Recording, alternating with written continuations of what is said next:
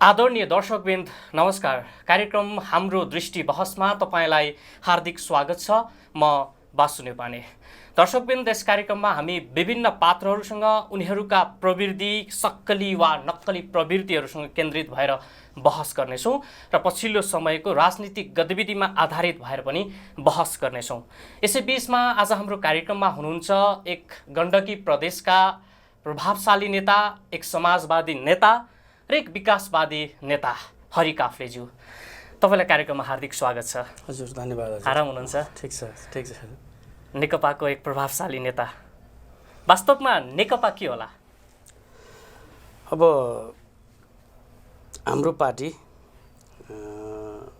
नेकपा एउटा देशको एउटा यस्तो किसिमको पार्टी हो जसले यो जनताको, समाजको आमूल परिवर्तनको निमित्त अहोरात खटेर आफ्ना कार्यक्रमहरू जनता समक्ष ल्याइरहेको छ।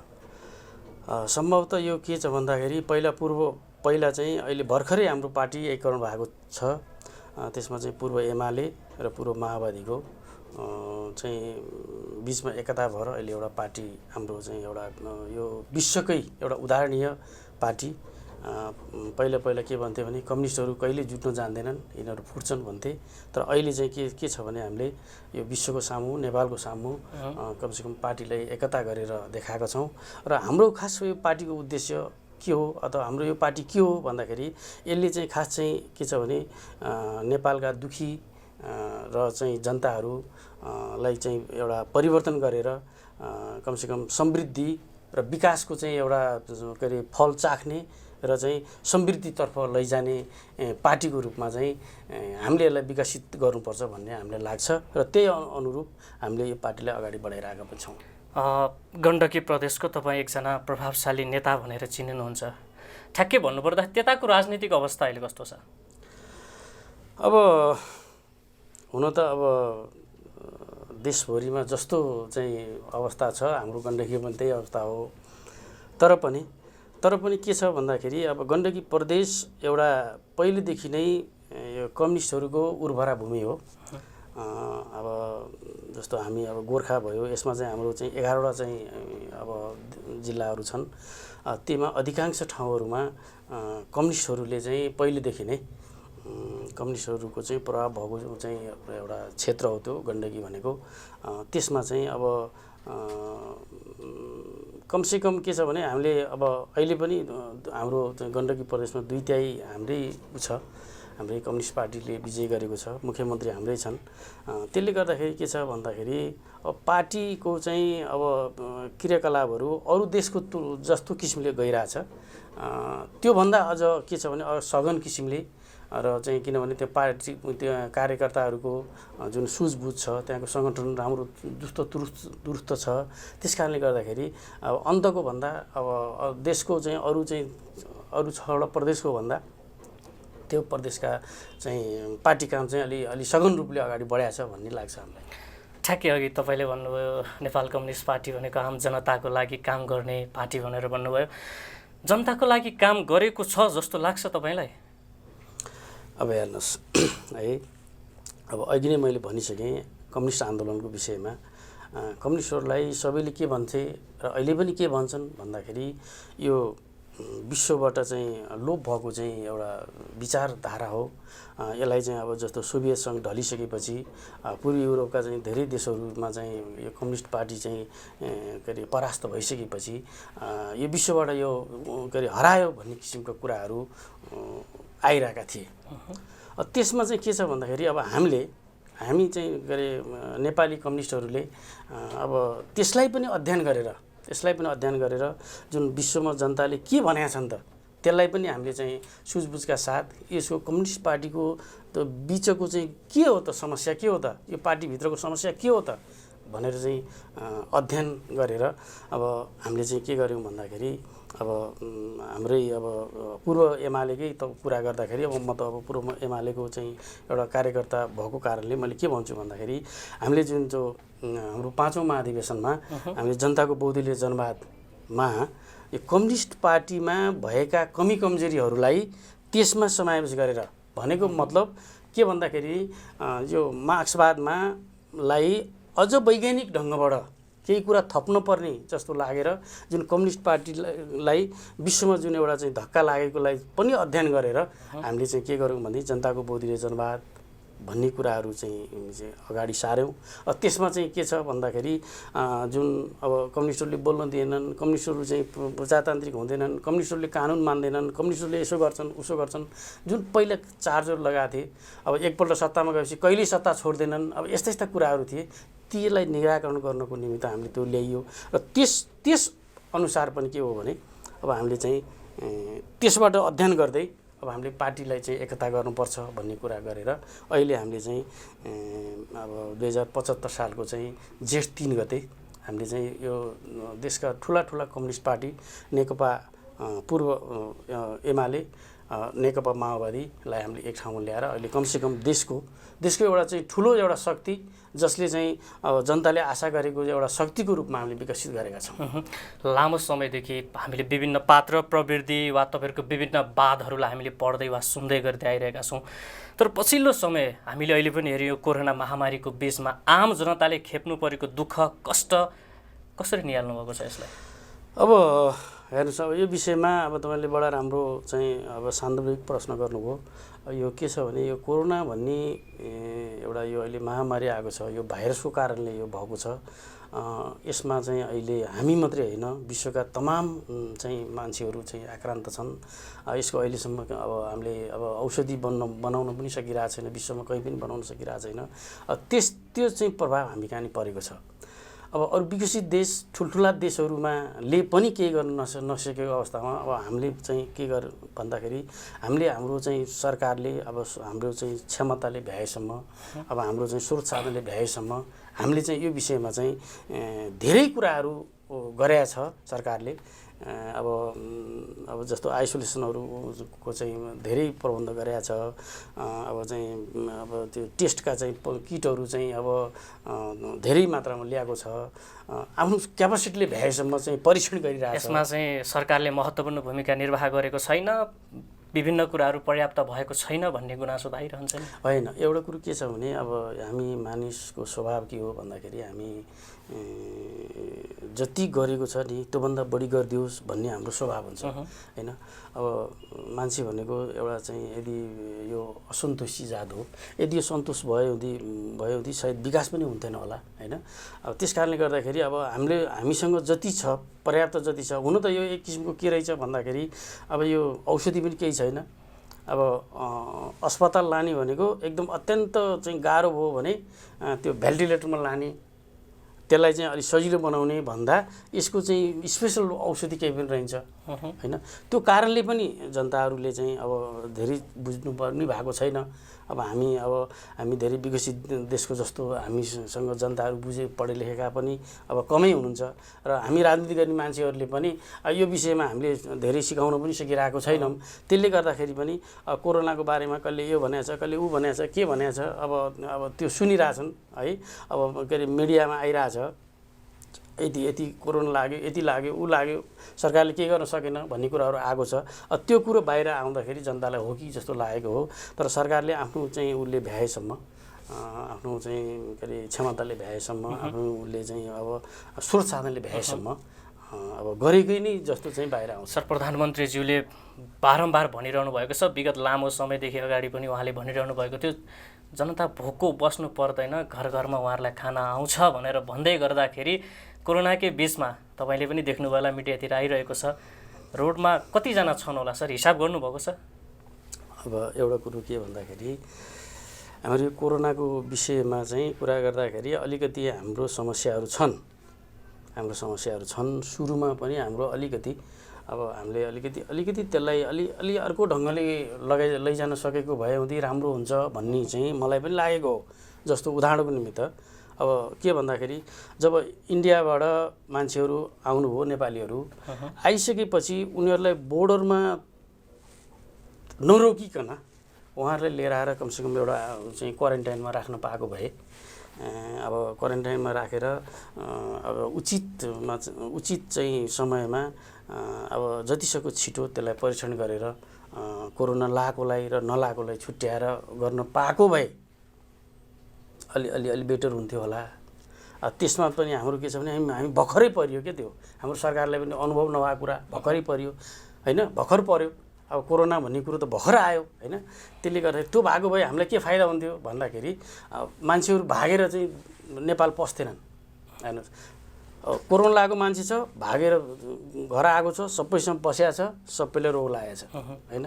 त्यसले गर्दाखेरि कोरोना बढी फैलिने, बढी मात्रामा कोरोना लागेको त्यो पनि एउटा चाहिँ कारण हुनसक्छ। र अर्को कुरो अब जस्तो तपाईँले अहिले भन्नुभयो मान्छेहरू खान नपाएर गरिरहेछन् भन्ने कुराहरू भयो। अब सुरुमा अब यो रोगले के किन गर्छ, अब यो एकदम ठुलो किसिमको कुरा हो, यसले चाहिँ एकदम विश्वव्यापी यस्तो गरिरहेछ भन्ने कुराहरू अन्त भएपछि हाम्रो पनि त्यही भयो र हाम्रो पनि लकडाउन गरियो। अब धेरै समय लकडाउन गरियो। अब लकडाउनले चल्दो रहन्छ, सधैँ लकडाउन गरेर जिन्दगी चल्दो रहन्छ भन्ने कुरा भइसकेपछि अब लकडाउनलाई खुकुलो बनाएर कमसेकम हामी आफैले सामाजिक डिस्टेन्स चाहिँ कायम गरेर हामी आफैले चाहिँ आफ्ना चाहिँ अब दैनिक गतिविधिहरू सञ्चालन गर्नुपर्छ भन्ने कुरो सरकारले पनि महसुस गरेर अहिले गरेको छ। अब ठिकै छ, अब खानेकुरामा चाहिँ अब सक्दो राहतको कुराहरू बाँडिरहेको छ। अब त्यस्तो चाहिँ अब विशेष कुनै अब प्याकेजकै रूपमा अगाडि लानुपर्छ भने पनि अब सरकारले चाहिँ त्यो लानको लागि अब प्रतिबद्ध जाहेर गरेकै छ। अब त्यस कारणले गर्दाखेरि अब केही गल्तीहरू कुनै ठाउँमा त्यस्ताहरू छुटफुटहरू भएका छन् भने पनि त्यसलाई चाहिँ अब समायोजन गर्ने किसिमले, त्यसलाई समाधान गर्ने किसिमले चाहिँ सरकार लाग्छ। अब आह्वान पनि गरिरहेछ, त्यो विषयमा आह्वान पनि गरिरहेछ भन्ने मलाई लाग्छ। सर, कोरोनाकै बिचमा धेरै भ्रष्टाचार भयो भन्ने आरोप पनि आइरहेको छ, के भन्नुहुन्छ तपाईँ? अब एउटा कुरो के भन्दा औषधि खरिदमा चाहिँ नि अनियमितता भयो, भ्रष्टाचार भयो भन्ने कुरामा चाहिँ तपाईँको के छ भनाइ? अब भ्रष्टाचार कुनै पनि बेलामा गर्नु हुँदैन।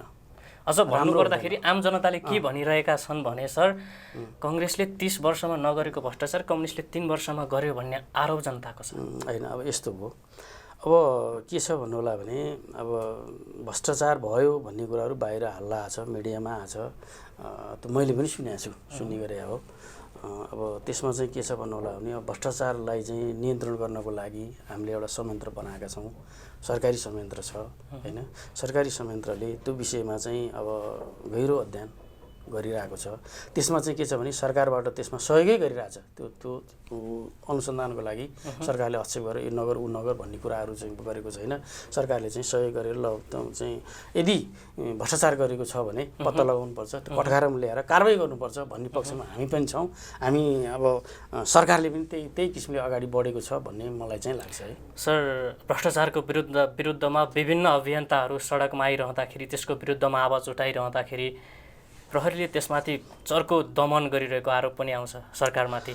खास कुरा के हो यो चाहिँ? होइन, यस्तो अब एउटा कुरो के छ भने सरकार किन बन्छ भन्दाखेरि सरकार शान्ति सुरक्षाको लागि बन्छ, देशमा जनताको सुरक्षाको लागि बन्छ, देशमा जनताको धनजनको सुरक्षाको लागि सरकार बन्ने हो। सरकारले चाहिँ यो चाहिँ देशको चाहिँ माटोको चाहिँ भूमिको चाहिँ सुरक्षाको लागि सरकार बन्ने हो। अब त्यो सरकार बनिरहेको त्यो त जुनसुकै देशको चाहिँ उद्देश्य त्यही हो, हाम्रो पनि त्यही हो। र जब आन्दोलनकारीहरूले अब आन्दोलन गर्नु सबैलाई गर्न स्वतन्त्रता छ, किनभने हामीले संविधानमै अब हामीले धेरै वर्ष लगाएर चाहिँ संविधान बनाएका छौँ, त्यसमा चाहिँ प्रत्याभूति छ, आफूलाई लागेको कुरा बोल्न पाउने गर्न पाउने भन्ने कुराहरू छन् होइन, त्यो कुराहरू छन्। तर त्यो के हुन्छ भने एउटा वैधानिक ढङ्गले, प्रजातान्त्रिक ढङ्गले अरूलाई अब जस्तो मैले मेरो अधिकार लिन खोज्दाखेरि अरूको अधिकार पनि त हनन गर्नु भएन भन्ने किसिमको कुराहरू पनि गर्नु पर्यो। यदि त्यस्तो भएन भने अब प्रहरीले अब जस्तो निषेधित मानव उदाहरणको निम्ति कुनै निषेधित ठाउँमा जान खोज्यो होइन, अथवा कुनै सार्वजनिक चाहिँ चिजहरूलाई तोडफोड गर्न खोज्यो अथवा केही गर्न खोज्यो भने प्रहरीले रोक्ने भन्ने, त्यो प्रहरीले रोक्नै पर्ने हो, त्यो रोक्नै पर्छ। किनभने शान्ति सुरक्षाको चाहिँ खातिर पनि त्यो रोक्नुपर्छ। र त्यही रोक्नु कोसिसमा चाहिँ कहीँ त्यस्ता भएका होलान्। किनभने अब त्यो जसले चाहिँ आन्दोलन गर्ने हो उहाँहरूले पनि के गर्नु पर्यो भन्दाखेरि आफूले आन्दोलन गर्दाखेरि अरूलाई चाहिँ अप्ठ्यारो नपर्ने किसिमले आन्दोलन गर्नु पर्यो। आफ्नो आवाज जनतासँग पुर्याउनुको लागि त शान्तिपूर्ण तरिकाले गरे भइगयो। शान्तिपूर्ण तरिकाले हुमिँदाखेरि पनि प्रहरीको चर्को दमन भएको त हामीले मिडियामा देखि नै रहेका छौँ।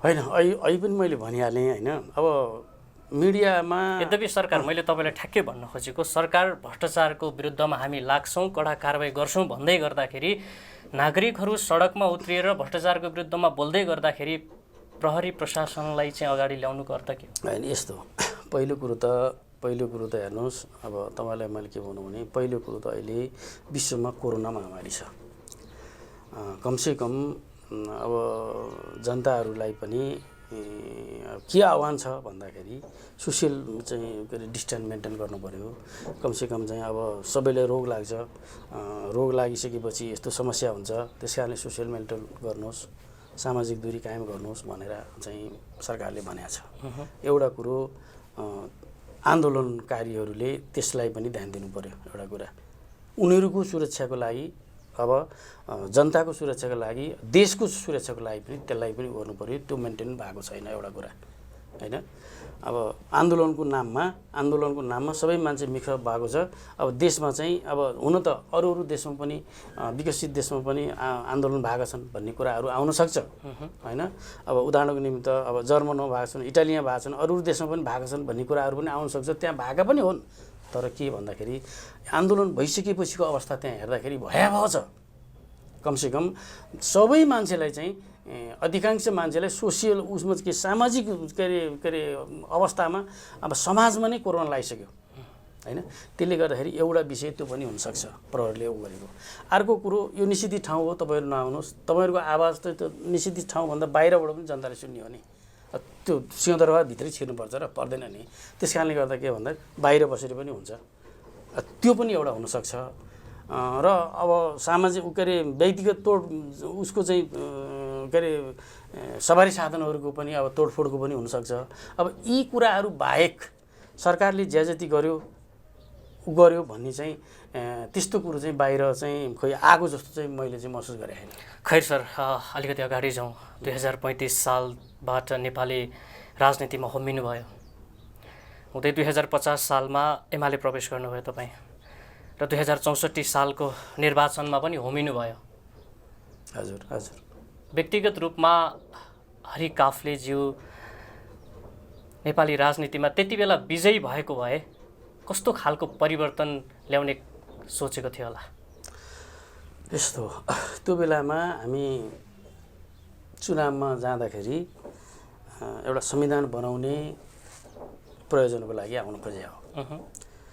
2064 सालमा पहिलो चाहिँ संविधान सभाको निर्वाचन भयो त्यसमा चाहिँ हामीले चाहिँ के भन्दाखेरि अब कम्युनिस्टहरूको बहुमत भयो भने कम्युनिस्टहरूको 2/3 भयो भने हामीले कम्युनिस्ट पार्टीले जुन अवधारणा चाहिँ एउटा कल्पना गरेका छ जुन कम्युनिस्ट पार्टीको चाहिँ घोषणापत्रमा जुन एउटा चाहिँ अवधारणा बाहिर आएको छ जुन मार्क्सवादले हामीलाई निर्देशित गरेका छ हैन जुन लेनिनले चाहिँ हामीलाई निर्देशित गर्नुभएको छ अब त्यो विषयको चाहिँ अथवा त्यस किसिमको कुराहरू भएको चाहिँ संविधान ल्याउन चाहिँ को लागि हामी प्रयत्नशील थियौँ।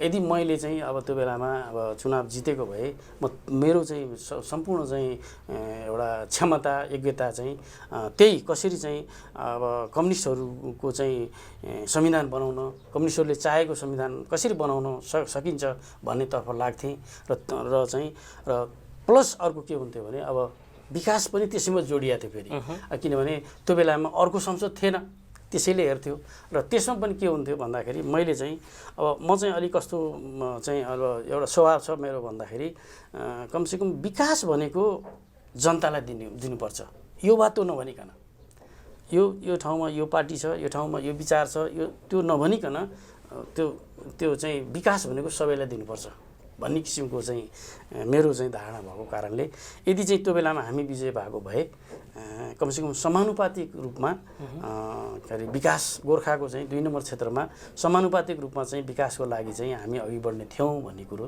मैले यद्यपि तपाईँलाई विकासवादी नेता पनि भनेर भन्छन् अझै पनि गोर्खा जिल्लाको एउटा विकासवादी नेता हुनुहुन्छ भनेर भन्छन् तपाईँले ठ्याक्कै आफ्नो जिल्लामा गर्नुभएका केही विकासका कामहरू छन्? यसमा चाहिँ म तपाईँलाई के भन्छु भन्दाखेरि विकास गर्नको लागि सम्पूर्ण रूपले पदमा जानुपर्छ भन्ने होइन तर पदमा नगइकन सम्पूर्ण रूपले हुँदैन पनि हैन तर पदमा जाँदैमा सबै काम गर्छ भन्ने होइन पदमा नजाँदैमा केही पनि गर्दैन भन्ने होइन तर के हुनु पर्यो मान्छेको भन्दाखेरि मैले विकास गर्छु भन्ने किसिमको इच्छा शक्ति हुनु पर्यो हैन। अब तपाईलाई म भनौँ अब अहिलेसम्म म त्यो 64 सालमा अब जुन पार्टीले टिकट दियो अब त्यो बेलाको अवस्था अर्कै थियो। माओवादीको बिगबिगी थियो। अब चाहिँ देशमा चाहिँ 240 मा 120 सिट माओवादीले प्रत्यक्ष निर्वाचित भएका थिए। त्यस्तो बेलामा पार्टीले टिकट दियो। अब त्यो बेलामा चुनाव हाम्रो विपक्षमा आयो, चुनाव हारियो। र पनि मैले के भनेको थिएँ भन्दाखेरि अब म ठाउँ ठाउँ जाँदाखेरि जस्तो अब हाम्रो के अरे जनतालाई भेट्न जाँदाखेरि चुनावको सिलसिलामा चाहिँ गाउँ गाउँमा जाँदाखेरि मैले के भनेको थिएँ भन्दाखेरि तपाईहरुलाई म चाहिँ मैले सांसद जितेँ भने मैले तपाईहरुले त्यहाँ पुर्याउनु भयो भने म यही काम गर्छु भनेर उहाँहरुसँग मैले प्रतिबद्धता जाहेर गरेको थिएँ। र त्यो काम मैले अहिलेसम्म पनि त्यही प्रतिबद्धताको आधारमा अहिलेसम्म पनि मैले काम गरिरहेको छु। म तपाईलाई के भनौँ भन्दाखेरि खास विकास भनेको हामीले धेरै चीज अब अहिले हाम्रो प्रारम्भिक विकास हामीले चाहिँ अमेरिकाको विकास खोजेर भएन, बेलायतको विकास खोजेर भएन, चाइना र चाहिँ इन्डियाकै विकास खोजेर पनि भएन। हामीले हाम्रो ठाउँको विकास हेर्नु पर्यो। हाम्रो ठाउँको विकास भनेको के हो भने प्रारम्भमा जम्मा 2-3टा चीज मात्रै अहिले हामीले विकास गर्न सक्यौ भने पनि अहिले हाललाई हामीले जनतालाई चाहिँ हामीले यो गर्यौं है भनेर भन्यो भने उहाँहरु सन्तुष्ट हुनुहुन्छ। पहिलो कुरो के हो भन्दाखेरि पूर्वाधार। सुरुमा पूर्वाधार भनेको के भन्दाखेरि जस्तो बाटो, खानेपानी, बिजुली, अहिले जम्मा यही 3टा चीज। यो 3टा चीज जनतालाई सबै ठाउँमा पुर्याउन सकियो भने हाम्रो प्रारम्भिक विकास हुन्छ। किनभने जानको लागि साधन हुन्छ, अनि खानको लागि पानी हुन्छ, स्वच्छ खानको लागि। अर्को कुरा चाहिँ बिजुली भएपछि सम्पूर्ण चीजहरु अब मेसिनहरु यताउति सबै चीजहरु हुन्छन् हैन।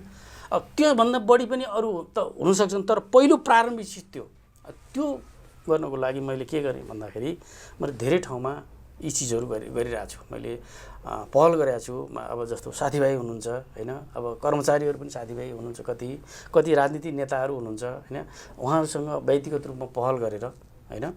अब हुन त अब हाम्रो चाहिँ अहिलेसम्म यस्तो पर्यो कि हाम्रो क्षेत्र अहिलेसम्म म जुन ठाउँमा लागेको छु त्यो ठाउँमा अहिलेसम्म जित्न सकेको छैन। भनेको मतलब तपाईलाई भनौं सुरुको 48 सालको, 51 सालको, 56 सालको निर्वाचनमा कांग्रेसले जित्यो। अरे चाहिँ हामी कम्युनिस्टमा थियौं। त्यो पछि 64 साल र 70 साल माओवादीले जित्यो, हामी एमालेमा थियौं। अरे चाहिँ अब अहिले हामी नेकपा भयौं, कसले जित्यो भन्दाखेरि कांग्रेस र नयाँ शक्तिले जित्यो।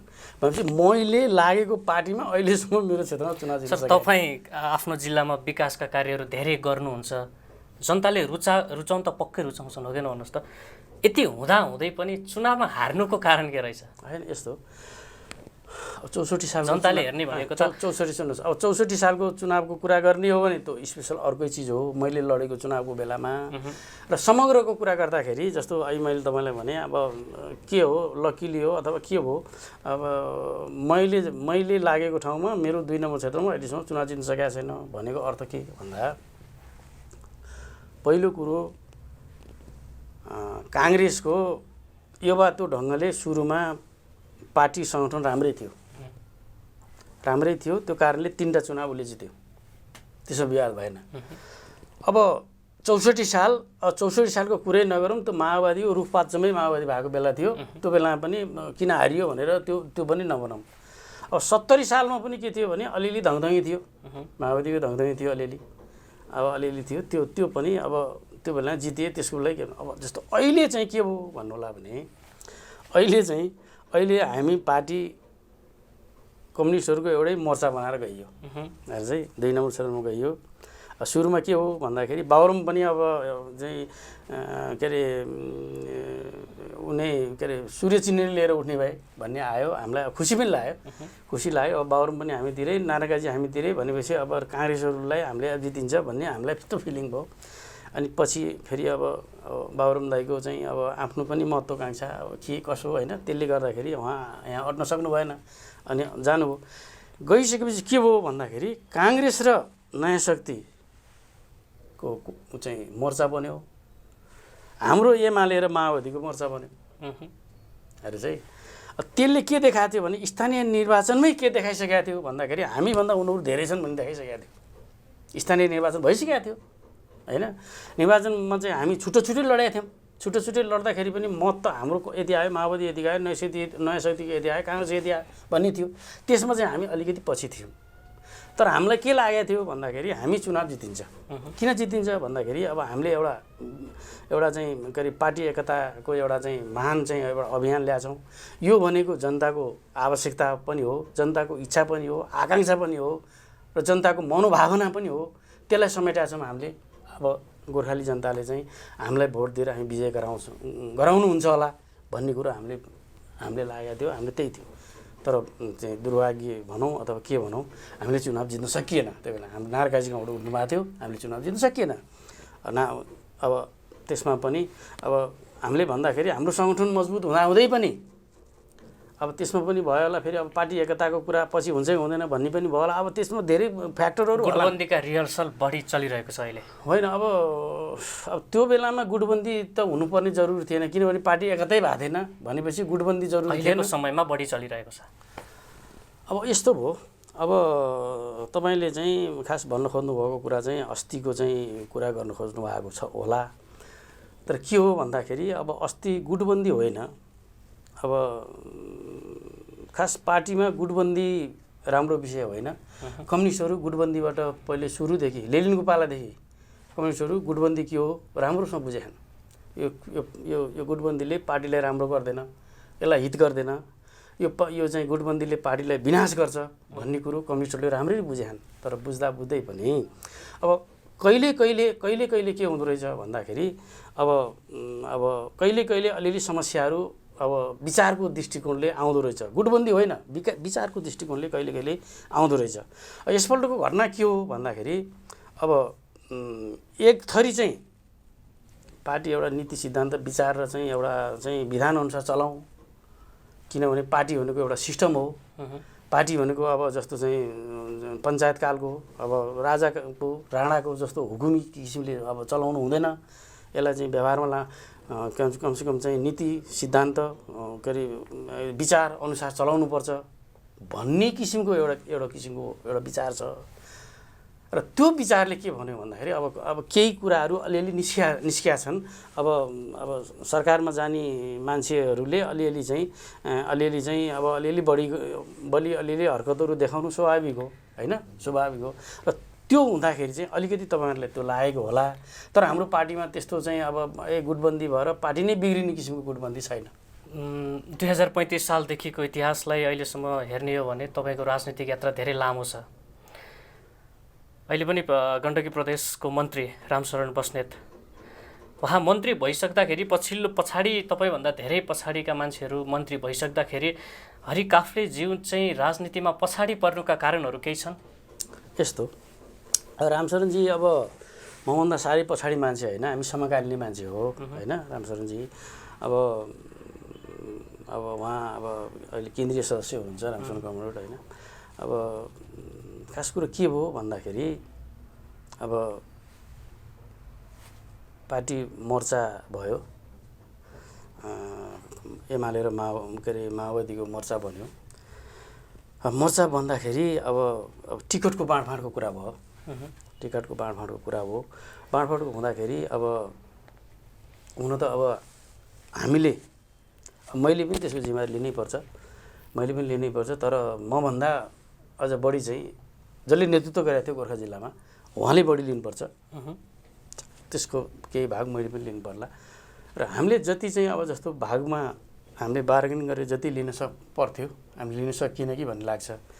त्यसमा के भयो भन्नु होला भने हाम्रो दुईवटा क्षेत्रमा दुईवटा सङ्घ र 4वटा प्रदेश, हाम्रो 6वटा सांसद टोटल जोडेर त्यसमा कमसेकम हामीले अलिकति बढाएर चाहिँ हामीले चाहिँ गरेर चाहिँ लिनु पर्थ्यो। हामीले त्यो लिन सकेनौँ र जम्मा हामीले एउटा मात्रै अब चाहिँ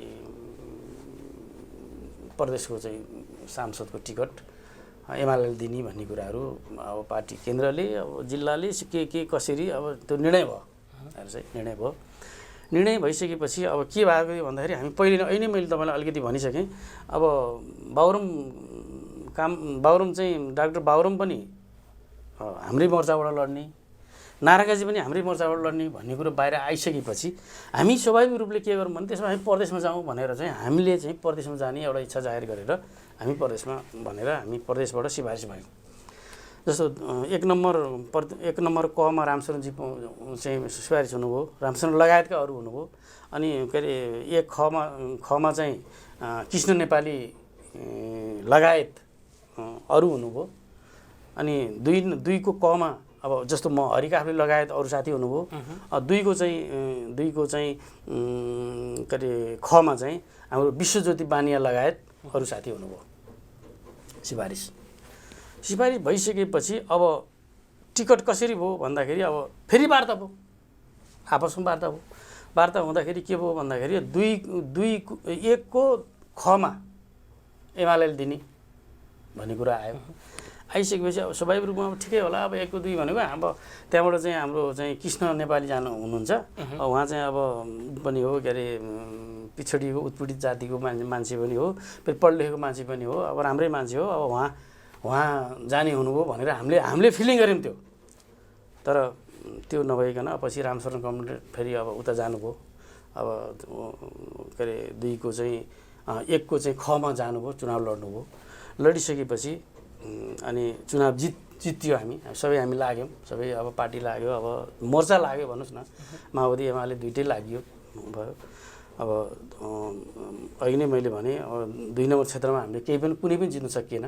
दुइटै प्रदेशका दुइटै सांसद जित्न सकिएन, सङ्घ जित्न सकिएन र चाहिँ 1 को चाहिँ हामीले सबै जित्यो, सङ्घ पनि जित्यो, प्रदेश दुइटै जित्यो। भइसकेपछि पछि अब सरकार बन्ने भयो। अब हाम्रो बहुमत भयो, भएपछि सरकार बन्ने भयो। सरकार बन्नेपछि अब गोर्खालाई पनि मन्त्री दिने कुरा हो। मन्त्री दिँदाखेरि अब रामशरण कमरेड अब पर्नुभयो। अब अहिले उहाँ चाहिँ भौतिक योजना मन्त्री हुनुहुन्छ र उहाँले चाहिँ अब कमसेकम अब जनताको इच्छा अनुसार जनताको पक्षमा जनताले चाहिँ के चाहेछन्, गोर्खालीहरूले के चाहेछन् अथवा चाहिँ गण्डकी प्रदेशका जनताले के चाहेछन् भन्ने कुराहरू चाहिँ परिपूर्ति गरिदिनु भयो भने अब जो मन्त्री भए पनि अब एउटै विषय हो। तर चाहिँ अब जनगुनासो चाहिँ के आएको छ भने अलिकति चाहिँ अब जनताले भनेअनुसार, जनताले गरेअनुसार अलिकति काम अगाडि बढेन कि भन्ने जनगुनासाहरू पनि कतै देखिएका छन्। तर त्यो चाहिँ अब अलि मलिनो स्वरमा जनगुनासो व्यापक छ, यद्यपि मलिनो स्वरमा आएको छ। 2/3 निकटको सरकार छ, तर काम कारबाही अनि विकासको गतिमा जनताले भने बमोजिम अथवा जुन किसिमको अपेक्षा गरेका थिए नेकपाबाट त्यो पुरा नहुनुको कारणहरू के होला? होइन, अब एउटा यस्तो छ कुरा के छ भन्दाखेरि अब 2/3 जनताले 2/3 दिनुभयो। अब किन दिनुभयो भन्दाखेरि अब कमसेकम अब जनता पनि के थियो भन्दाखेरि राणा शासनमा, शाहमा, पञ्चायतमा जुन एउटा उत्पीडन थियो, जुन एउटा चाहिँ शोषण थियो, जुन एउटा विभेद थियो होइन, त्यो विभेदबाट वाक्क जिक्क थिए जनताहरू। त्यो भइसकेपछि कमसेकम अब चाहिँ अब कम्युनिस्ट पार्टीको एकता पनि अब हुन्छ, मोर्चा बनाएको छ, अब यसलाई दियो भने हुन्छ भनेर 2/3 को चाहिँ अहिले नजिकमा जनताले पुर्याउनु भएको छ। अब हाम्रो पार्टीलाई के छुट छैन भन्दा यो वा त्यो समस्या छ भनेर जनताको इच्छा आकाङ्क्षालाई पुरा गर्न कम भयो भनेर भन्न पाइने छुट चाहिँ छैन हामीलाई अहिले। तर पनि अब हाम्रा पनि केही सीमाहरू छन्, हाम्रो सरकारको पनि केही सीमाहरू छन्। अब भनाइको मतलब के भन्दाखेरि अब हामीसँग पनि अब भनौँ न, अब बजेट भनौँ न, बजेट बन्छ। बजेट कसरी बन्छ भने बजेट चाहिँ 3 किसिमले बन्छ। बजेट एउटा बजेट के छ भने हामी आफैसँग हुन्छ, सरकारसँग जति पैसा छ त्यो पैसा गा हुन्छ। र अर्को चिज के हुन्छ भन्दाखेरि हामी देशैभित्रबाट अलिअलि लोनसोन यताउति खोजेर गरे हुन्छ होइन, देशैभित्रको लोन गरेर पनि त्यसमा बनाएको हुन्छ। र अर्को चाहिँ के छ भने विदेशमा मान्छेसँग, विदेशीहरूसित चाहिँ लोन लिएर बनाएको हुन्छ। 3 किसिमले बजेट बनाएको हुन्छ। त्यो भन्दाखेरि पनि हामीले पर्याप्त मात्रामा पैसा अब त रकम पाइएन, योलाई पनि हामीले अनुसन्धान गर्नुपर्छ। अब हामीले अहिले कुरा आएको छ 60-65% त हाम्रो चाहिँ के अरे साधारण खर्च हुन्छ। भन्ने कुराहरू अगाडि आएको छ। अब यसले पनि हामीलाई धेरै समस्याहरू गराएको छ, सरकारलाई समस्या गराएको छ यसले पनि। तर के छ भन्दाखेरि हामीले जति गर्न सक्छौँ त्यति जनताको कसम खाएर काम गर्नुपर्छ। त्यो चाहिँ हामीलाई छुट छैन। तपाईँहरू भित्र विवाद छ यति बेला, ठ्याक्कै नेकपाको विवादको सिर्जना कहाँबाट भयो सर? होइन, अब मलाई अघि पनि मैले अब तपाईँलाई भने, अब हाम्रो विवाद छ भनेर जुन बाहिर जे कुरा आएको छ, अब त्यो कुरो एकपटक चाहिँ अब यो थाई जुन हाम्रो यो अहिलेको थाई कमिटीको बैठकभन्दा अगाडि अब अलिकति समस्याहरू आएको थियो पार्टीमा। भनेको मतलब अहिले पनि मैले भने अब हुन त अब तपाईँहरूले भन्नु होला प्रधानमन्त्रीको राजीनामा माग्यो एक ग्रुपले, अर्को के हो त्यो हो भन्नु होला होइन। तर म के भन्छु भन्दाखेरि प्रधानमन्त्रीको राजीनामा कसैले पनि मागेको छैन, मागेको होइन। के मात्रै भनेको भन्दाखेरि प्रधानमन्त्रीले कमसेकम विधि विधान सिद्धान्त विचारअनुसार काम गर्नु पर्यो। पार्टी छ, पार्टीलाई पनि सोध्नु पर्यो होइन। अब के छ भने पार्टीले एउटा निर्णय के गरेछ भन्दाखेरि एक व्यक्ति एक पद भनेको छ। कमसेकम एक व्यक्ति एक पदलाई चाहिँ अब कमसेकम त्यसलाई पनि फलो गरौँ। दुईवटा अध्यक्ष हुनुहुन्छ, दुईवटा अध्यक्ष भएपछि कमसेकम एउटा अध्यक्षले पार्टी चलाउँ, एउटा अध्यक्षले चाहिँ सरकार चलाउँ, यति मात्रै भने हो। सरकारबाट राजीनामा दिनुहोस्, यो दिनुहोस्। अब जो भए पनि अब प्रधानमन्त्री केपी कमौड भए पनि, माधव कमौड भए पनि, प्रचण्ड कमौड भए पनि, झलनाथ कमौड भए पनि, जो भए पनि हाम्रै नेता हो नि त। हाम्रै के अरे एउटा नेता त्यहाँ गयो भने त्यो आमूल चेन्ज गर्न सक्छ र? पार्टीको नीतिअनुसारै काम गर्ने हो नि। हिजो एमाले अथवा माओवादी दुई पार्टी मिल्दाखेरि आम जनतामा एक किसिमको खुसी छँदै थियो। तर आम जनताले पछिल्लो समय के आकलन गरेका छन् भने यी दुई एक हुन सक्दैनन् कहिले पनि भन्छन्। के भन्नुहुन्छ तपाईँ? होइन, यस्तो अब हुन सक्दैनन् भनेर भन्दाखेरि त हामी एक भइसक्यो। अब तर पनि दुईटा अध्यक्ष बिच नै एक किसिमको विवाद अझै पनि कायमै छ। होइन, यस्तो अब एउटा कुरो के भन्छ भने पार्टी एउटा जीवन्त पार्टीमा कमसेकम वाद विवाद हुन्छ। कुनै एउटा इस्युमा अब दुईवटा विचारहरू आउँछ। किनभने हामी कम्युनिस्टहरू भनेको द्वन्द्ववादीहरू हौँ। द्वन्द्व भनेको अब प्लस के हुन्छ भन्दाखेरि नेगेटिभ चिज हो, पोजिटिभ चिज हो। यसको नेगेटिभ धेरै पनि यो काम गर्नु हुँदैन, पोजिटिभ धेरै पनि गर्नुपर्छ भन्ने हो। त्यसमा आउँछ समस्या, आउँछ कुरा आउँछ। तर अहिले त के छ भन्नु होला भने हामी के भन्छौँ भन्दाखेरि हामीले पार्टी एकीकरण गरिसक्यौँ। हामीले अहिलेसम्म के अरे पालिका लेभलसम्म हामीले कमिटी गठन गरिसक्यौँ। अब हाम्रो बाँकी भनेको के हो भन्दाखेरि सङ्गठित सदस्यहरूलाई एक ठाउँमा जुटाएर नवीकरण गर्ने, रिन्यू गर्ने। त्यति भइसकेपछि के हुन्छ भने आम रूपमा पार्टी एकता भइसक्यो होइन। अब पार्टी एकता भएको छैन भनेर भन्नेहरूलाई म के भन्छु भन्दाखेरि के हो पार्टी एकता भने? पार्टी एकता भनेको के हो? केन्द्रीय कमिटी एक भएछ, प्रदेश कमिटी एक भएको छ, जिल्ला कमिटी एक भएको छ, पालिका लेभलमा जम्मै एक भएको छ, सङ्गठित सदस्य आफूमा घुलमिल्ली भइरहेछ, हामी चाहिँ कम्युनिस्ट पार्टीको सदस्य हौँ भनिरहेछन्। त्यो भनेपछि पार्टी एकता त यही त हो। एक मनले चाहिँ हामी चाहिँ नेकपाका चाहिँ हामी कार्यकर्ता हौँ, नेकपाको चाहिँ के अरे प्रगति के अरे उन्नतिको लागि हामी लाग्छौँ भनेर आम हाम्रा चाहिँ के अरे 9 लाख चाहिँ के अरे पार्टी सदस्यहरू लाग्नु भएको छ। तर अध्यक्षहरू बिच नै विवाद चाहिँ किन हुन्छ सर? होइन, एउटा यस्तो छ कि मैले अघि नै तपाईँलाई के भने भन्दाखेरि अध्यक्ष बिचको विवाद भनेको चाहिँ के छ भने त्यो विवाद चाहिँ हामीले विवादलाई नठानौँ के। किन नठानौँ भन्दाखेरि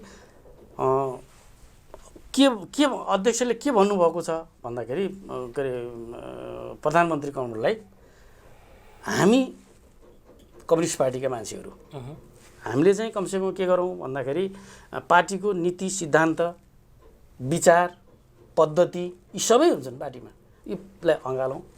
पार्टीलाई पनि कमसेकम ल भन्नुहोस् न, केही काम गर्दाखेरि पार्टीलाई सोद्धाखेरि के फरक पर्छ र? केही पर्दैन नि। त्यति हो भनेको, पार्टीसँग समन्वय गरेर जाउँ, यति कुरा हो। किनभने हामी उत्तर त सरकारमा बस्ने र बाहिर बस्नेले बराबरै दिनुपर्छ एकदम हैन। पछिल्लो समय नेकपा छन् विवादमा आयो जब वामदेव गौतम त्यसपछि नारायण काजी श्रेष्ठलाई चाहिँ सभामा ल्याउने अथवा मन्त्रीसम्म बनाउने कुराहरू उठेका थिए। यस विषयमा के भन्नुहुन्छ? अब एउटा कुरो के छ भने मान्छे एकपल्ट हार्छ हेर चाहिँ मान्छे एकपल्ट हार्छ, जनताले एकपल्ट हराउँछन् भनेको तपाईँले भनेअनुसार के भयो भन्दाखेरि हामी कम्युनिस्टहरूले जुन पहिला गरिरहेको चिज हो नि त्यो कुरो तपाईँले त्यो क्वेसनबाट त्यो कुरो उजागर भयो भनेको मतलब के भन्दाखेरि एकपल्ट जनताले टेस्ट गरेपछि आजीवन टेस्ट हो भन्ने कुरो चाहिँ जुन पहिला हामी कम्युनिस्टले के भन्थ्यौँ भने एकपल्ट सत्तामा पुगिसकेपछि जनताले फेरि केही गर्नु पर्दैन भन्थ्यौँ क्या हामीले अरे चाहिँ। तर अहिले त के भयो भन्दाखेरि जनताले के छ भने एकपल्ट टेस्ट गरेपछि फेरि पनि टेस्ट गर्न पाउनु पर्यो। तर जनताले हराएर पठाइसकेपछि 5 वर्ष त चुप फुलाएर बस्नुपर्ने होइन सर? यस्तो एउटा कुरो के भन्दाखेरि अब त्यसमा दुईवटा किसिमका कुराहरू हुन्छन्। एउटा पार्टीको आवश्यकता हुन्छ होइन, पार्टीको आवश्यकता के हो, जस्तो अब तपाईँले दुईजना पात्र हाम्रो नेता कमरेड दुईजना सचिवालय सदस्य कमरेडको नाम लिनुभयो, वामदेव कमरेडको र नारायणजी कमरेडको। नारायणजी कमरेड चुनावै लडेर आउनुभयो अहिले पनि होइन, चुनावै लडेर आउनुभयो किनभने अहिले चाहिँ जुन राष्ट्रिय सभामा जुन तलकोले चुन्ने छ नि प्रक्रिया छ नि त्यही प्रक्रिया पुरा गरेर आउनुभयो एउटा भयो।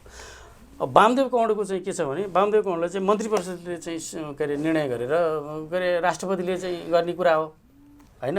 अब वामदेव कमरेडको हकमा अब एउटा कुरो के हुनसक्छ भन्दाखेरि यो पार्टीको आवश्यकता हो, पार्टीको आवश्यकता हो। वामदेव कमरेड चाहिँ त्यहाँ राष्ट्रिय सभामा जाँदाखेरि त्यो राष्ट्रिय सभाको नै एउटा गरिमा बढ्छ होइन। वामदेवले चाहिँ त्यहाँ जाँदाखेरि वामदेवको विचारहरू होइन त्यहाँ केही कुरो उठ्ला, त्यसले गर्दाखेरि के हुन्छ भने देशलाई समस्या पर्ने देशलाई अहित हुने कुराहरू त्यहाँ उठ्ला, त्यो कुरो चाहिँ। तर सर जनताले त हराएर पठाएका हुन् नि त, हो कि न भन्नुहोस् त? होइन जनताले तपाईँले भनेको कुरो मैले माने जनताले हराएको हो, तर के हुन्छ भन्दाखेरि जनता र पार्टी भनेको दुईवटा फरक चिज हो होइन। फरक चिज हो भनेको के हो भन्दाखेरि जनताले चाहिँ एक किसिमको फैसला गर्छ एकपटक, फेरि अर्कोपल्ट फेरि अर्को किसिमको फैसला गर्छ जनताले, तर पार्टीको निर्णय भनेको के हुन्छ भने सधैँ एकै हुन्छ। यद्यपि जनताले त 5 वर्षको लागि चाहिँ अब हराएर पठाएका हुन् नि त होइन, 5 वर्षको लागि प्रतिनिधि सभाको त्यो क्षेत्रको सांसदबाट हराएका हुन् उहाँलाई, तर चाहिँ अरू कहीँ पनि केही पनि सांसद हुन नपाउने नहुने भन्ने र हराएको त होइन उहाँलाई त के छ भने त्यो क्षेत्रको प्रतिनिधित्व नगर्ने मात्रै भने हो नि। उहाँले गर्नु न त्यो क्षेत्रको प्रतिनिधित्व, त्यो क्षेत्रको प्रतिनिधित्व काङ्ग्रेसले मान्छेले गरिरहेछ अहिले पनि होइन। तर के छ भने उहाँको विचार उहाँको एउटा चाहिँ योग्यता जुन देशले आवश्यकता ठान्यो पार्टीले आवश्यकता ठान्यो उहाँलाई चाहिँ अहिले चाहिँ राष्ट्रिय सभामा पार्टीले लगेको छ। त्यो चाहिँ मलाई चाहिँ के लाग्छ भने त्यो अब यो पार्टीमा चाहिँ वामदेव गौतमहरू भन्दा अरू प्रभावशाली नेताहरू नै नभएर लिएर आएको होइन। त्यो पनि नहुनौँ किन भन्दाखेरि पार्टीमा अब विभिन्न योग्यता र क्षमताका मान्छेहरूको एउटा चाहिँ एउटा संयोग हो पार्टी भने। अहिले मैले भने हाम्रो चाहिँ हामी चाहिँ अहिले पार्टी एकता भइसकेपछि हामी 9 लाख कार्यकर्ताहरू छौँ होइन। हामीमा विभिन्न क्षमताका विभिन्न योग्यताका साथीहरू छौँ हामीहरू, त्यसमा केही होइन।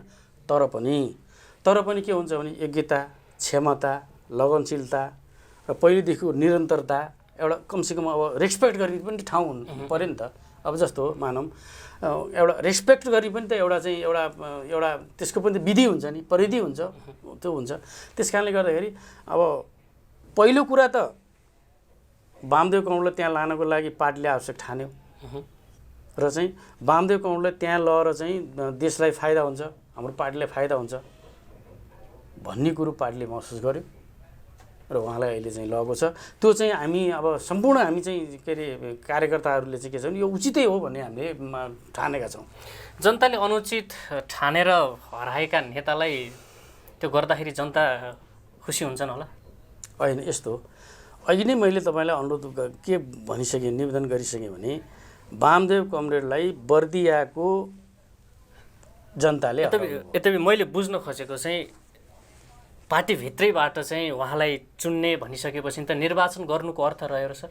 होइन, यस्तो भनेको अर्थ के छ, अहिले नै मैले तपाईँलाई के अनुरोध गरिसकेँ भने दाङको निर्वाचन क्षेत्रमा वामदेव कमरेडले हार्नुभयो, 5 वर्ष त्यहाँ जाने हैसियत छैन उहाँको, जानुहुन्न, जनताले उहाँलाई हराए। तर जनताले चाहिँ के छ भने वामदेव कमरेडलाई चाहिँ के अरे राष्ट्रिय सभामा होइन उहाँलाई कहाँ हराए, प्रतिनिधि सभामा हराए, राष्ट्रिय सभामा त भोट भएको छैन उहाँको। राष्ट्रिय सभामा त कसैले चाहिँ उहाँलाई हुन्छ हुँदैन भन्ने किसिमको त भएको छैन। प्रतिनिधि सभा राष्ट्रिय सभा फरक पनि चिज हो फेरि, होइन? अब राष्ट्रिय प्रतिनिधि सभा भनेको प्रत्यक्ष के अरे चुनावको चाहिँ बाहुल्य हुन्छ, केही पर्सेन्ट जति के अरे उसमा पनि आउँछन्, के अरे समानुपातिकबाट पनि आउँछन् भने राष्ट्रिय सभा पनि हो, त्यो हुनु त त्यही नै हो, चुनावबाट नै आउँछन्, त्योबाट नै आउँछन्। तर राष्ट्रिय सभा र त्यो भनेको फरक चिज हो। त्यस कारणले राष्ट्रिय सभालाई चाहिँ वामदेवलाई लाने कि नलाने भने त कहीँ पनि निर्वाचन भएको छैन। त्यसो भने जनताले उहाँलाई टेस्टेड गरे, उहाँले अयोग्य गराए भन्ने कुरो नै यो चिज गलत हो भन्ने लाग्छ मलाई चाहिँ। यद्यपि यस्ता धेरै विवादहरू छन्, नेकपाका कुरा गऱ्यो भने धेरै नै निस्किन्छन् सर। यद्यपि पछिल्लो समय अब डाक्टर केसीको आज 23औं दिनको अनसन, हिजो प्रतिपक्षमा भइरहँदाखेरि चाहिँ उसैको बुई चढ्ने अनि अहिले चाहिँ केही नबोल्ने, खास उहाँको मागलाई सम्बोधन नगर्नुका कारणहरू के होला? अनि यस्तो हो, धेरै पटक अनसन बसिसक्नु भएको होइन। डाक्टर केसीको विषयमा के छ भन्दाखेरि अब उहाँ एउटा प्रभुत्व वर्ग हो, अब देशको एउटा काम लाग्ने मान्छे, होइन? जनताले चाहिँ उहाँलाई, उहाँको चाहिँ अब धेरै सहयोगहरू आवश्यक छ जनतालाई उहाँको। तर पनि उहाँले धेरै पटक अनसन बसिसक्नु भएको छ। अनसन बसेर उहाँका धेरै मागहरू पुरा भइसकेका छन्। अब पनि उहाँका मागहरूको विषयमा सरकारले गम्भीर रूपमा अध्ययन गरिरहेछ। अब अहिले समस्या छ देश, अब यो विश्व नै यो एउटा चाहिँ अप्ठ्यारो परिरहेको बेलामा अब कोरोनाको समस्या छ, अरू समस्या छ, होइन? अब धेरै चिजहरूको समस्या भएको बेलामा अब उहाँ अहिले नबस्या भए नि हुन्थ्यो। कमसेकम कोरोना अलि राम्रो भइसकेपछि, होइन? अब अहिले जम्मै बिग्रिहाल्ने कुरो केही पनि थिएन। अहिले अब जम्मै चिज लकडाउनै जस्तै छ। अब गाडी हिँडेका छन्, मान्छे हिँड्दैन, पब्लिक बस छ, त्यहाँ चढ्दैनन्, यस्तो छ नि त। त्यस कारणले के छ भने अब उहाँको माग जायज हुँदाहुँदै, जनताको पक्षमा हुँदाहुँदै पनि अब अहिलेको चाहिँ ऊ चाहिँ अलि यो समय चाहिँ बखत चाहिँ अलि राम्रो अनुकूल समय होइन कि भन्ने पनि जनताले भनिरहेछन्। तर पनि के छ भने डाक्टर केसी एउटा देशलाई काम लाग्ने मान्छे हो, जनताको पक्षमा उहाँले धेरै काम गर्नुभएको छ, होइन? उहाँलाई चाहिँ उहाँका चाहिँ धेरै मागहरू पुरा पनि भइसकेका छन्। हुन त अब अहिले अब सरकारमा हुँदाखेरि र नहुँदाखेरि भन्नुभयो नि तपाईँले, है? अब यो के हो? यो अब म चाहिँ अब सरकारमा चाहिँ नगएर हो कि के हो मलाई थाहा छैन, जहाँ अब के हो। तर के छ भने काङ्ग्रेसले पनि अस्ति एकपटक उसलाई माग पुरा गरेकै थियो। अब अहिले काङ्ग्रेसले उफारेको छ फेरि। तपाईँले हामीले पनि यसो गरियो भन्नुभएको छ। तर कुरा के हो भन्दाखेरि हामी चाहिँ, हाम्रो पार्टी चाहिँ सरकारमा जाँदा पनि नजाँदा पनि सही चिज सही नै हो, गलत चिज गलत हो भन्ने अब स्कुलिङबाट आएको छौँ हामी चाहिँ, होइन? त्यसले गर्दाखेरि अहिले पनि हामी के भन्छौँ भने डाक्टर चाहिँ केसीलाई तपाईँको माग जायज छन्, सरकारले पुरा गर्नुपर्छ, जनताको पक्षमा छन्, होइन? तर पनि अब तपाईँले अहिले नगर्दा अब हुन्थ्यो कि भन्ने एउटा चासो मात्रै हो। फेरि उहाँलाई तपाईँ नबस्नु भन्न सक्ने अधिकार हाम्रो छैन, उहाँको एउटा स्वतन्त्रता हो, उहाँको कुरा हो। यो माग सरकारले सम्बोधन गर्छ फेरि डाक्टर केसीको? होइन, अब त्यो गर्नुपर्छ। उहाँको विषयमा चाहिँ धेरै जस्तो गरि पनि सकेका छ। अब केही मागहरू, अब भनौँ न केही मागहरू छलफल गरेर केही मागहरू चाहिँ अब उहाँका अहिले नयाँ मागहरू पनि केही आएका छन् भन्ने सुनेको छु मैले। ती कुराहरू चाहिँ अलिअलि चाहिँ अब बसेर छलफल गरेर अब सरकारले छलफल गर्छ यो विषयमा भन्ने मलाई चाहिँ लाग्छ। अब हुन त छलफल भइरह्यो होला, किनभने अब मैले सुनेको छु अब प्रत्यक्ष अप्रत्यक्ष रूपमा छलफल भइरहेछ भन्ने सुनेको छु। व्यक्तिगत रूपमा अन्त्यमा सर, हरि काफ्ले सर नेपाली राजनीतिमा अगाडि बढ्नको लागि अझ कस्तो एजेन्डा तयार गर्दै हुनुहुन्छ होला? अब एउटा कुरो के छ भन्नु होला भने मैले अघि पनि भने गोर्खा, मैले त बेस त गोर्खै भयो अहिले। गोर्खा जिल्ला अलि कस्तो भन्दाखेरि पहिलेदेखि अब हामी पूर्व एमालेहरू अलिकति हामी कमजोरै हो, हाम्रो अवस्था, सङ्गठन पनि कमजोरै हो। अब त्यो बेलामा हामीले के सोचेका थियौँ भन्दाखेरि अब हामीले सङ्गठन कसरी विस्तार गर्ने होला, कसरी अगाडि लाने होला, अब हामी बिचमा चाहिँ अब कसरी अब अलिअलि समस्याहरू छन् भने पनि कसरी चाहिँ निराकरण गर्ने होला, अब यस्ता कुराहरूमा चाहिँ अलिअलि अब मेरो मनमा आइरहन्थ्यो क्या कुरा। अब अहिलेको चाहिँ विषय, अहिलेको चाहिँ परिस्थितिमा के हो भने अब त्यो पनि जरुरी भएन। हाम्रो पार्टी एकता भइसकेपछि अब के छ भन्दाखेरि अब जनताको पक्षमा हामीले कसरी राम्रो काम गर्ने, जनताको पक्षमा हाम्रो सङ्गठन अब छ गोर्खा 2 नम्बरमा, गोर्खा जिल्लामै छ, राम्रो छ अहिले हाम्रो, अरूको भन्दा सबैको भन्दा हाम्रो राम्रो सङ्गठन छ। हेर्नुहोस् अब अहिले मैले भने उनीहरू दुईवटा पार्टी लड्दाखेरि मात्रै चुनाव जिते हो, हामी एक्लै लड्नु पऱ्यो भने कसैले हामीलाई त्यहाँ कसैले पछ्याउन सक्दैन, हामी धेरै अगाडि छौँ होइन। तर पनि अब के छ भने हामीले अब जनताको पक्षमा काम गर्नु पऱ्यो। तपाईँलाई अघि नै पनि मैले भने मैले चाहिँ अब मैले धेरै कामहरू त्यहाँ गरेको छु। अब अहिले 10 किलोमिटर 15 किलोमिटर जति अहिले पिच हुँदैछ होइन। अब 5-7 ठाउँमा चाहिँ ठुला चाहिँ खानेपानी योजनाहरू चलिरहेछन् होइन। ठाउँमा 4 लाइनका चाहिँ गोरु चाहिँ तारहरू चाहिँ के अरे बिजुलीका तारहरू विस्तार भएको छन् होइन। अब भनौँ न समस्या परेको बेलामा हामी जहाँसुकै गएका छौँ। अब जस्तो रातको भूकम्पको बेलामा, बाढी पीडितको बेलामा होइन, हामी सबै ठाउँ गएको छौँ होइन। अनि हामीले चाहिँ सबै चिजहरू हेरिरहेछौँ भने यसरी नै जनतासँगको चाहिँ सम्बन्ध हामीले अझ प्रगाढ बनाउँदै जानुपर्छ। जनतासँग हाम्रो चाहिँ सम्बन्ध भनेको नौमासुको हुनुपर्छ। जनतासँग सधैँ हामी जनताको पक्षमा मात्रै बोल्नुपर्छ भन्ने कुरा चाहिँ मलाई अलि बढी घर गरेको छ मेरो मनमा।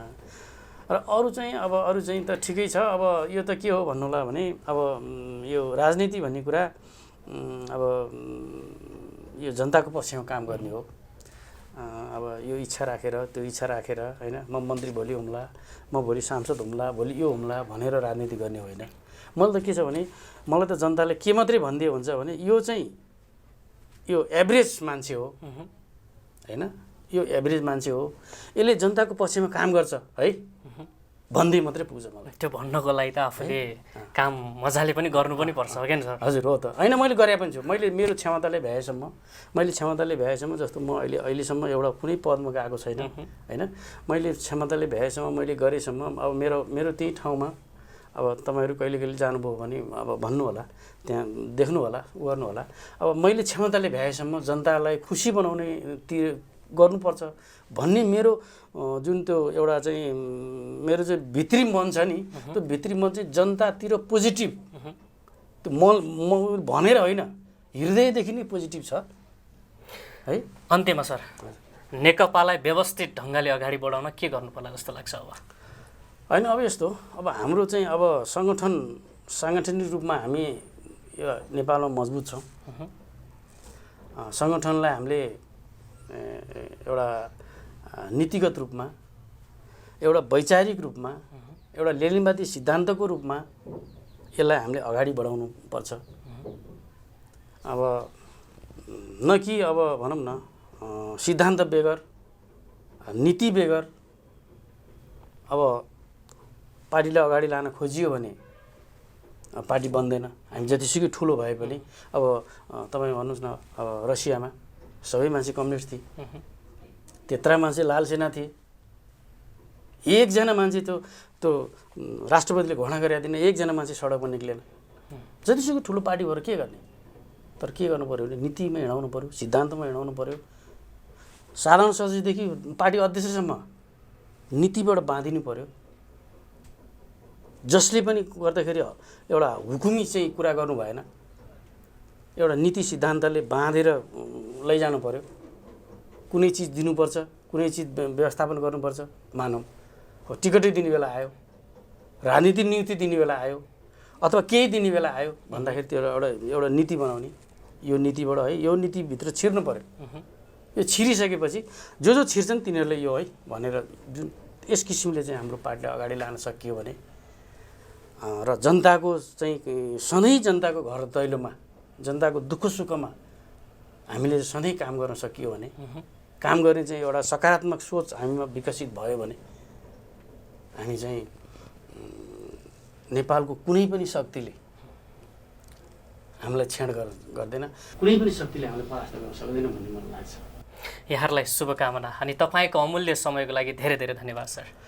धन्यवाद तपाईँलाई पनि, जुन एउटा मैले आफ्नो विचारहरू जुन तपाईँको चाहिँ अब यो माध्यमबाट, समाचार माध्यमबाट जुन एउटा जनतासम्म एउटा बाहिर जुन लाने एउटा माध्यम बनाइदिनु भयो, त्यसको लागि म तपाईँलाई र यो चाहिँ तपाईँको जो मिडिया टिमलाई, सबै चाहिँ साथीहरूलाई हार्दिक धन्यवाद दिन चाहन्छु। र चाहिँ अब तपाईँहरूको यो मिडिया जनताको पक्षमा सधैँ काम गर्ने चाहिँ एउटा वातावरण सिर्जना होस् भन्ने शुभकामना समेत म दिन चाहन्छु। दर्शकवृन्द, यति बेला हामीसँग हुनुहुन्थ्यो गण्डकी प्रदेशका विकासवादी र एक प्रभावशाली नेता हरि काफ्ले।